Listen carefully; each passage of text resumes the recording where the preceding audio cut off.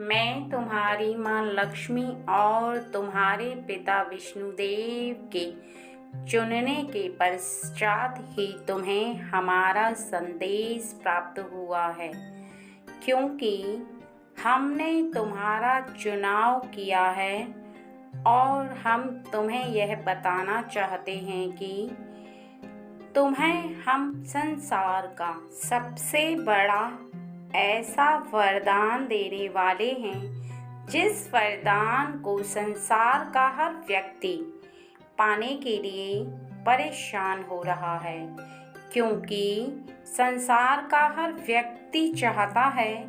कि उसे ईश्वर की शक्ति से आशीर्वाद के रूप में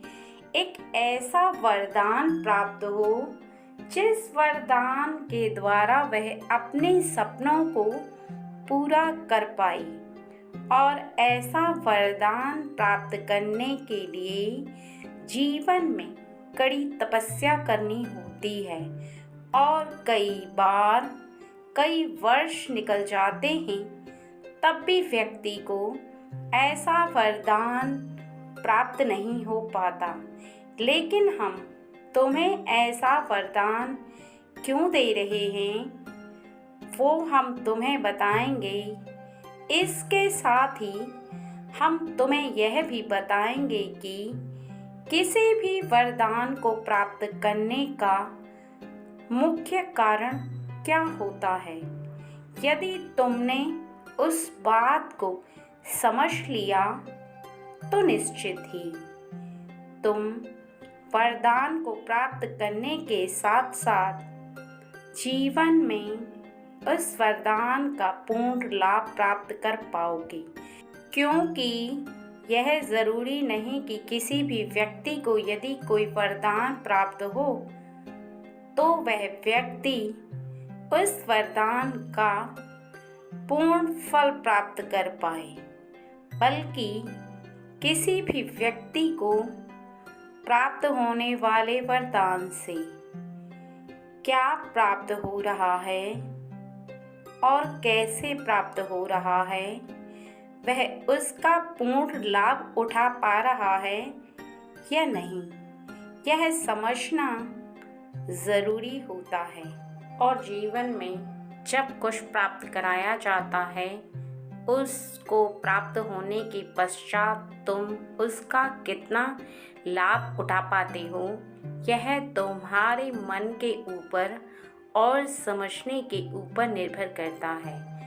इस बात को हम दोनों ही तुम्हें विस्तार से बताएंगे और समझाएंगे कि वो कौन सा वरदान है जो हम तुम्हें देने वाले हैं और हम उस वरदान को तुम्हें क्यों और कब कैसे प्राप्त करा रहे हैं। इस बात को जान लेना उतना ही ज़रूरी है जितना कि तुम्हें वरदान को प्राप्त करना। लेकिन तुम वरदान को प्राप्त करने के साथ साथ हम दोनों की बातों को बहुत ही ज़्यादा ध्यान से सुनना मेरे बच्चे, क्योंकि तुम्हारा हमारी बातों को सुनना इसलिए ज़रूरी है कि हम तुम्हें वरदान से संबंधित कुछ ऐसी बातें बताना चाहते हैं जो बातें तुम्हें पहले से ही याद होनी चाहिए। मेरे बच्चे, मैं विष्णुदेव तुम्हें बताना चाहता हूँ कि वह वरदान तुम्हारे लिए क्यों प्राप्त करना ज़रूरी है, क्योंकि तुम्हारे जीवन में होने वाला विलंब अर्थात कुछ समय से किसी एक कार्य पर जो देरी हो रही है, वह कार्य पर तुम्हें अभी तक ना तो सफलता प्राप्त हुई है और ना ही तुमने मेहनत करना छोड़ा है। अर्थात तुम लगातार उस कार्य को सुलझाने के लिए लगे हुए हो, लेकिन वह कार्य सुलझ नहीं पा रहा है। हम चाहते हैं कि हम तुम्हारे उस कार्य को सुलझाएं और इसी कार्य को सुलझाने के लिए एक ऐसा वरदान देना चाहते हैं जिसको प्राप्त करते ही तुम्हारा वह कार्य निश्चित ही सुलझ जाएगा। लेकिन तुम्हें भी उस बात का बहुत ही ज़्यादा ध्यान रखना अत्यंत आवश्यक है कि कभी भी किसी भी व्यक्ति के लिए जीवन में एक पड़ाव से दूसरे पड़ाव को पार करना इतना आसान नहीं होता, क्योंकि जीवन में किसी भी व्यक्ति के जब परिवर्तन आता है तो व्यक्ति को समझ में नहीं आता है कि वो किस दिशा में चल रहा है और किस दिशा में चलकर ही उसे उसका कार्य पूर्ण होने का आशीर्वाद उसे प्राप्त होगा और इसके साथ साथ उसे प्राप्त होने वाला वरदान कब और कैसे प्राप्त होगा यह भी किसी भी इंसान को ज्ञात नहीं होता। लेकिन बस उम्मीद पर ही संसार का हर व्यक्ति टिका हुआ है कि उसे एक ऐसा आशीर्वाद के रूप में वरदान प्राप्त हो जाए जिससे कि उसके सभी अधूरे कार्य पूर्ण होना प्रारंभ हो जाएं। और ऐसे ही वरदान को मैं तुम्हें दे रहा हूँ जिसकी वजह से तुम्हारे उस कार्य में अभी तक विलंब हो रहा था वो बनना प्रारंभ हो जाएगा। अर्थात तुम्हें वरदान के रूप में मैं तुम्हें कार्य बनने का आशीर्वाद दे रहा हूँ। अर्थात वह वरदान दे रहा हूँ कि आज से तुम्हारे सभी कार्य बनना प्रारंभ हो जाएंगे। लेकिन इस वरदान का कभी भी दुरुपयोग मत करना मेरे बच्चे, क्योंकि कई बार तुम कुछ ऐसे कार्यों को करने की चेष्टा करने लगते हो जो कार्य तुम्हारे जीवन के लिए बिल्कुल भी सही नहीं होते। और यदि तुम ऐसे कार्यों में फंस जाते हो जिन कार्यों को करना तुम्हारे लिए सही नहीं बल्कि गलत साबित होता है तो तुम उन कार्यों में ही फंसे रहते हो। इसलिए कार्यों को करने से पहले तुम्हें उनके बारे में विस्तार से सोचना चाहिए। लेकिन मेरा आशीर्वाद तुम्हें तब प्राप्त होगा जब तुम अपने जीवन में जिस कार्य को करना चाहते हो उस कार्य के बारे में बहुत ही ज़्यादा ध्यान से अर्थात अपनी बुद्धि का प्रयोग करके उसे पूरा करने के बारे में सोचोगे, तभी तुम्हें मेरा यह वरदान प्राप्त भी होगा और इसका असर भी तुम्हें अपने जीवन में देखने के लिए मिलेगा। क्योंकि वरदान तो प्राप्त हो गया तुम्हें, लेकिन तुम्हें उसका सदुपयोग करना है, अर्थात उसका लाभ उठाना है। और उसका लाभ उठाने के लिए तुम्हें अपनी बुद्धि का प्रयोग करना होगा। जब तक तुम अपनी बुद्धि का प्रयोग नहीं करोगे तब तक तुम चाहकर भी किसी कार्य को पूरा नहीं कर सकते और ना ही तुम उस वरदान का लाभ उठा सकते हो। इसलिए इस बात को समझ लो कि तुम अपने जीवन में कभी भी किसी भी बात के चलते तुम परेशान हो तो जाते हो, लेकिन उस बात का ध्यान आगे के लिए नहीं रखते, क्योंकि तुम्हारे रास्ते कुछ इस प्रकार के हैं कि तुम उन रास्तों पर उलझ के रह जाते हो। यदि तुम अपने मन को पूरी तरह से अपने काबू में कर लो और तुम्हारा मन पर पूरी तरह से नियंत्रण हो तो निश्चित ही मैं तुमसे ये वादा करता हूँ कि तुम उस वरदान का लाभ भी उठा पाओगे और तुम्हारे जो भी कार्य अभी तक तुम बनाने के लिए असमर्थ रहे वह भी बनना प्रारंभ हो जाएंगे। बस इस बात को ध्यान रखो कि जीवन में किसी भी इंसान का किसी भी बात पर ध्यान ना देना उसके असफल होने की असली वजह होती है। लेकिन कई बार व्यक्ति उन बातों को ना समझकर किसी ऐसी बात में उलझ कर रह जाता है जहाँ पर उसका किया हुआ उसके सामने आता है, अर्थात उसका कार्य ना तो बन पाता है और ना ही बनाने के लिए उसकी सामर्थ्य पूरी पड़ती है। यदि कोई व्यक्ति किसी के कार्य को बनाने के लिए उस पर पूर्ण मेहनत करने लगे तो भले ही उसे सफलता प्राप्त ना हो, लेकिन उसका मन यदि पूरी तरह से उसका नियंत्रण रखना सीख ले, अर्थात अपने मन पर नियंत्रण रखना सीख ले, तो निश्चित ही वह व्यक्ति किसी भी कार्य को करने में सक्षम हो पाता है। और जो मैं तुम्हें आशीर्वाद दे रहा हूँ, अर्थात वरदान दे रहा हूँ कि तुम्हारे कार्यों को बनाने का वरदान तुम्हें प्राप्त होगा, उसके लिए तुम्हें खुद पर काबू रखना होगा, तभी तुम वरदान का लाभ उठा पाओगे। अन्यथा तुम्हारा वह वरदान तुम्हें जीवन में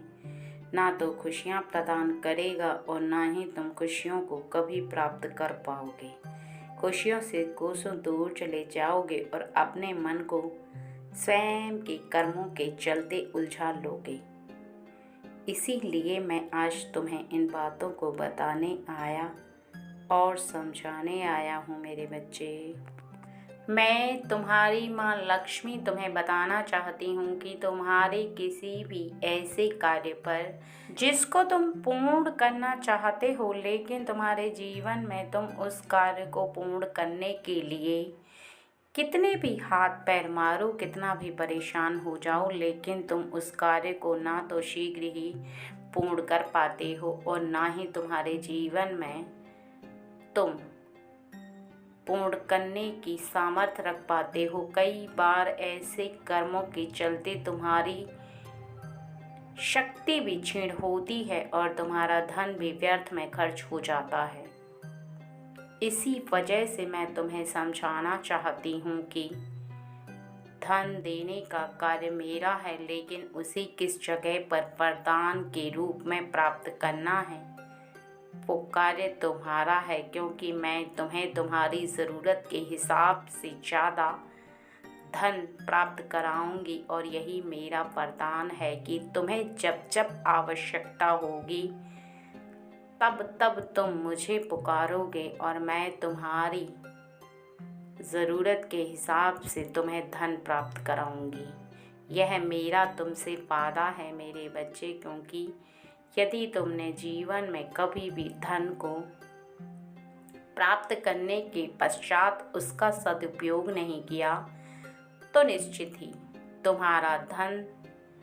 ऐसे व्यर्थ के कार्यों में खर्च हो जाएगा जहां से तुम चाहकर भी धन को वापस नहीं पा सकते और तुम धन के अभाव में और भी ज़्यादा परेशानियों से घिर जाओगे, क्योंकि जीवन में किसी भी कार्य को पूरा करने के लिए हर व्यक्ति को धन की आवश्यकता होती ही होती है। बिना धन के ना तो व्यक्ति अपने जीवन को जी सकता है और ना ही वह किसी कार्य को पूरा कर सकता है, क्योंकि खाने से पीने तक और तुम्हें किसी भी कार्य को पूरा करने तक धन की ज़रूरत पड़ती है। जो व्यक्ति इस बात को समझता है वह रुपए रुपए को बचाता है और कर्मों के ज़रिए किसी भी कार्य को पूरा करने की सामर्थ्य जुटाता है। और यदि व्यक्ति ऐसे कर्मों को करता चला जाता है जहाँ पर वह अपने धन को भी खर्च करता है और मेहनत को नहीं करता, वहाँ पर वह व्यर्थ में धन को खर्च कर देता है, लेकिन कार्य को पूर्ण करना उसके बस की बात नहीं होती और फिर जीवन में बहुत ज़्यादा हताश और परेशान हुआ व्यक्ति इधर उधर भटकने लगता है, लेकिन उसे मार्ग ना तो मिल पाता है और ना ही वह मार्ग का सही से चुनाव कर पाता है, क्योंकि सही से चुनाव करने वाला वह व्यक्ति होता है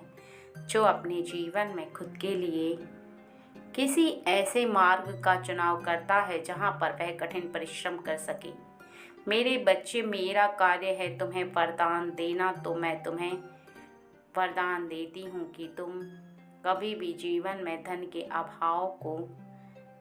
नहीं देखोगे और ना ही तुम्हारे जीवन में तुम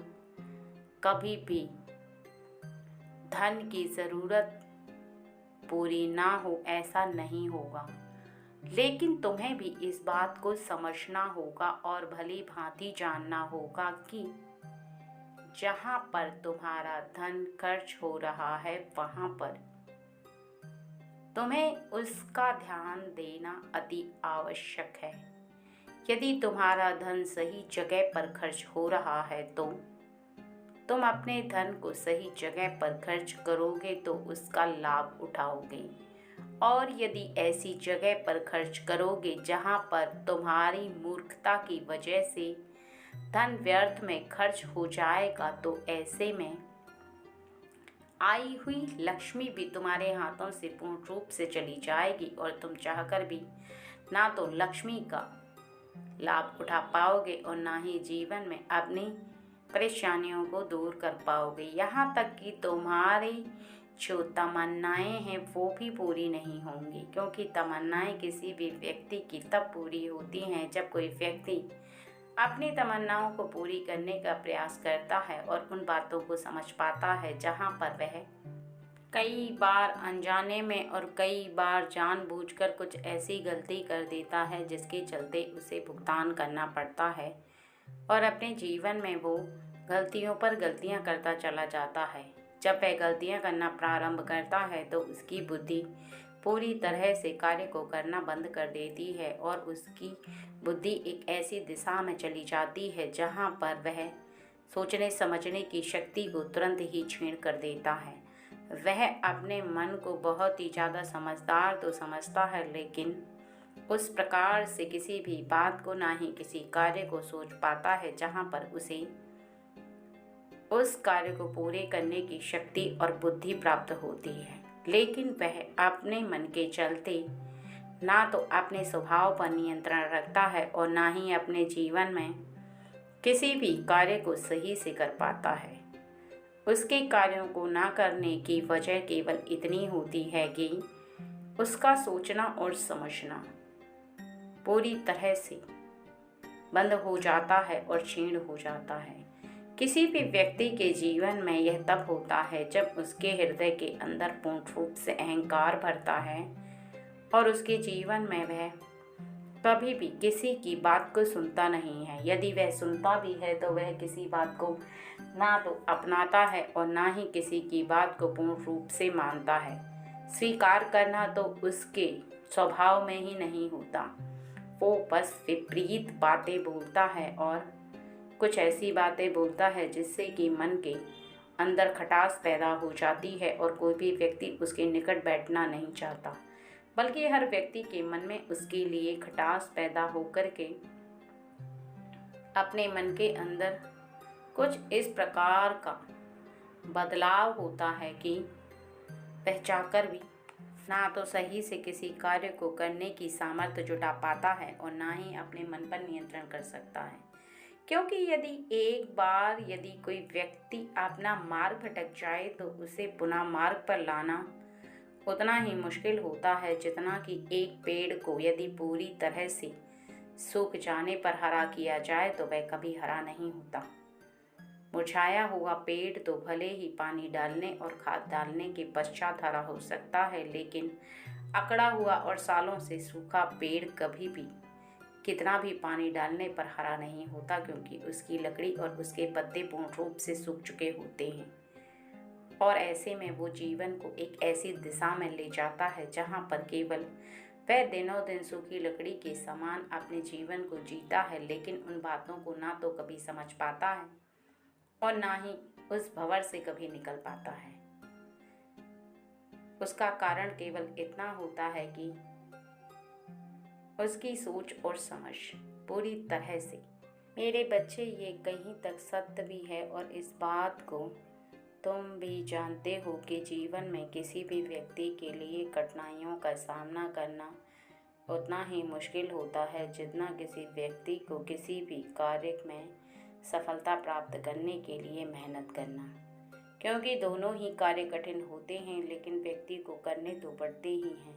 क्योंकि यदि वह ना करे तो और शांति से बैठा रहे तब भी वह अपने जीवन को ना तो आगे चला सकता है और ना ही उसके मार्ग कभी भी खुलते हैं। अपने मार्गों को खोलने के लिए और अपने जीवन को चलाने के लिए उसे कठिनाइयों का सामना तो करना ही पड़ता है और उसे अपने जीवन में किसी भी कार्य को करने के लिए अपनी बुद्धि का भी प्रयोग करना पड़ता है। जो व्यक्ति अपनी बुद्धि को पूरी तरह से काबू करना छोड़ देता है, उसके जीवन में और भी ज़्यादा परेशानियों का सामना उसे होता है। ना तो वह अपनी बुद्धि के बलबूते पर किसी कार्य को कंप्लीट करता है और ना ही कभी भी किसी ऐसी दिशा में जा पाता है जहां पर उसे जाना चाहिए। केवल उस इंसान के जीवन में वरदान का असर दिखाई देता है जो इंसान खुद के कर्मों पर विश्वास रखते हुए कार्यों को सही से करने की चेष्टा रखता है, और यदि वह खुद पर विश्वास नहीं रखता तो किसी को मिलने वाला वह आशीर्वाद और वरदान अपने जीवन में ना तो वह व्यक्ति उसका प्रभाव झेल पाता है और ना ही उसे समझ पाता है, क्योंकि प्राप्त होने वाला आशीर्वाद भले ही किसी भी व्यक्ति को प्राप्त हो जाए, लेकिन जब तक वह इंसान किसी भी कार्य को सही से न करने के लिए बुद्धि का प्रयोग अत्यधिक करता है, तब तक उसके जीवन में जो कार्य जैसा चल रहा होता है वह कार्य लगातार वैसा ही होता चला जाता है और उसे किसी भी बात के बारे में ज्ञात नहीं हो पाता। इस बात को भली भांति समझ लो कि हम तुम्हें वरदान तो देंगे ही, लेकिन वरदान के साथ साथ तुम्हें अपनी बुद्धि को भी पूर्ण रूप से खोल कर रखना होगा और तुम्हें भी उस वरदान का लाभ उठाना होगा, क्योंकि जब तक तुम नहीं चाहोगे तब तक कुछ नहीं होगा। इसलिए मिलने वाले छोटे से संकेत को बड़ा समझना सीखो और छोटी सी बात को सीखने से तुम पूर्ण बारे में पता कर पाओ कि उस छोटी सी बात के पीछे का पूर्ण कारण क्या है। क्योंकि जब किसी भी इंसान के जीवन में छोटे छोटे से संकेत उसे प्राप्त होते हैं तो वह उन संकेतों से बड़ी बड़ी बातों का आकलन लगा लेता है और ज्ञात कर पाता है कि उस संकेत के पीछे का कारण क्या है। इसी प्रकार यदि तुम्हें कोई ऐसा संकेत प्राप्त हो जिससे कि तुम्हें इस बात का आभास होने लगे कि तुम्हें कुछ बहुत बड़ा प्राप्त होने वाला है, तो उस छोटे से संकेत को बड़ा आने वाला एक आगमन अर्थात कुछ ऐसा बड़ा होने का संकेत समझकर उस पर सही से कार्य करो। यदि तुम किसी भी छोटी से छोटी मिलने वाली चीज़ से बड़ा फ़ायदा उठाकर उसके लिए बड़ा कार्य कर पाओगे तो निश्चित ही तुम्हें जीवन में कभी भी कुछ भी प्राप्त करने में ना तो मुश्किलों का सामना करना पड़ेगा और ना ही मेरे दिए गए आशीर्वाद और वरदान को तुम अधूरा रह पाओगे। इसके साथ साथ तुम्हें आने वाले इस गुरुवार से लेकर आने वाले इस शुक्रवार अर्थात गुरुवार और शुक्रवार के दिन तुम्हें एक कार्य अवश्य ही करना होगा। यह तुम बहुत अच्छे से जानते हो कि जिस दिन मैं और विष्णुदेव प्रसन्न रहते हैं, यदि तुम छोटा सा भी कार्य करते हो तो हम शीघ्र ही प्रसन्न हो जाते हैं। इसलिए तुम्हें गुरुवार के दिन प्रातःकाल सभी कार्य से निवृत्त होकर ऐसी 5 रोटियां बनानी हैं जिसमें कि तुम कुछ हल्दी के थापे लगा सको, या तुम कुछ हल्दी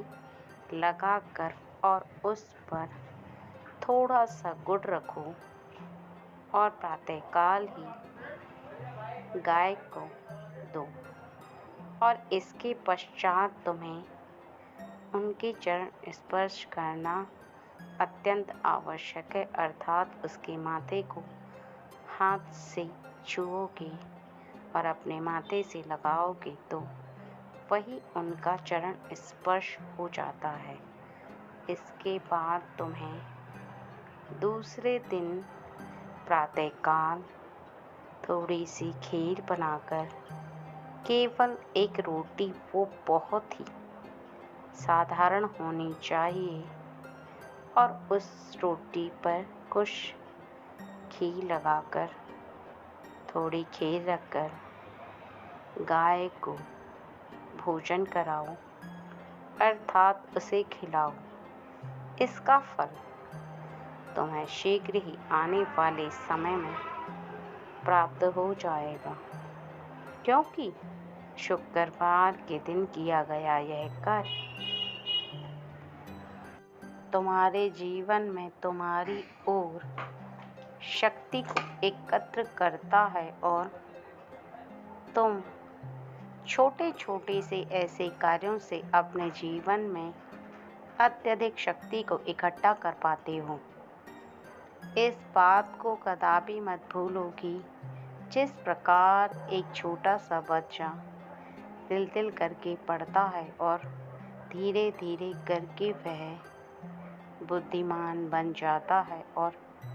सभी शिक्षा को प्राप्त कर लेता है, वह एक एक अंक सीखता है तभी वह वहाँ तक पहुँच पाता है। उसी प्रकार एक छोटा सा कार्य जो कि पुण्य का होता है, यदि तुम प्रतिदिन करते हो तो निश्चित ही तुम अपने जीवन में शक्तियों को आकर्षित करते हुए धीरे धीरे करके उस पुण्य को कमाते हो और जीवन में वरदान प्राप्त करने के लिए किसी भी दैवी शक्ति को अपनी ओर आकर्षित कर पाते हो और विवश कर देते हो। क्योंकि दैवी शक्तियाँ जब प्रतिदिन तुम्हें ऐसे कार्य करते देखती हैं तो निश्चित ही तुम्हें ऐसा करता देख प्रसन्न हो जाती हैं, और जब वह प्रसन्न होती हैं तब तुम्हारे जीवन में तुम जैसा चाहते हो वैसा होना निश्चित ही प्रारंभ हो जाता है। क्योंकि दैवी शक्तियों के अनुसार कार्यों को करते हुए तुम जब उन्हें आकर्षित करते हो तो वह दैवी शक्तियाँ तुमसे प्रसन्न होकर तुम्हारी हर मनोकामना को पूरा करने का बीड़ा उठा लेती हैं और धीरे धीरे करके तुम्हारी हर इच्छा को पूरा करती हैं, क्योंकि उन्हें बताने की आवश्यकता नहीं होती तुम्हारे जीवन में किस चीज़ की कमी है और तुम्हारे जीवन में तुम्हें क्या चाहिए। लेकिन तुम्हें भी इस बात को ध्यान रखना होगा कि दैवी शक्तियों को हमेशा महसूस करते रहो, तभी तुम उन दैवी शक्तियों को प्रसन्न रख सकते हो। क्योंकि दैवी शक्तियों को प्रसन्न रखने के लिए उन सभी कार्यों पर विशेष ध्यान देना होता है जिससे कि दैवी शक्तियाँ तुमसे प्रसन्न हो जाएं।